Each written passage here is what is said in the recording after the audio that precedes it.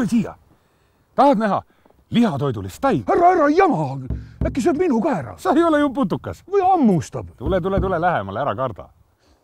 Nii väike. Ja kuidas ta neid putukaid püüab? Huulheinal on kleepuvad näärmekarvad, mille külge putukad kinni jäävad. Ma viin ta koju kaasa. No, ta ei kasva ju seal. Linnas on kärpseid küll. Ma toidan ta paksuks.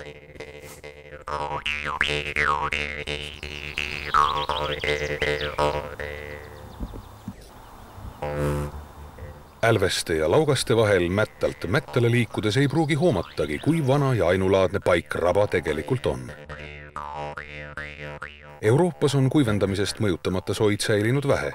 Meil aga moodustavad need ligi 1/4 kogu Eesti maa-alast. Soode tekkeks on siin olnud head tingimused. Kliima on jahe ja niiske. Vanimate rabade vanus ulatub üle 9000 aasta. Need on tekkinud mineraalmaa soostumise või veekogu kinnikasvamise tagajärjel. Tarkus tuleb tasapisi. 70. aastail peeti vajalikuks metsa kuivendada. Siiski suudeti see tegevus peatada. 10 aastat hiljem moodustati Eestis 30 sookaitseala.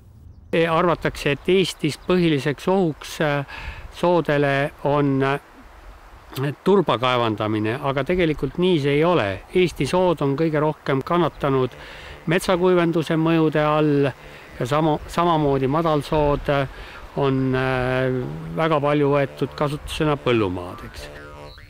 Piisab vaid 5–10 sentimeetri suurusest veetaseme langusest ja juba mõjutab see rabas kasvavaid liike. Poolemeetrine veetaseme langus hävitab aga kõik sootaimed. Kui Eesti looduskaitse 100 aastat tagasi sai alguse linnukaitsest Vilsandil, siis ka sookaitse on alguse saanud linnukaitsest. Eesti esimene sooreservaat moodustati Ratva rabas 1938. aastal ja eesmärgiks oli kaitsta kaljukotkast.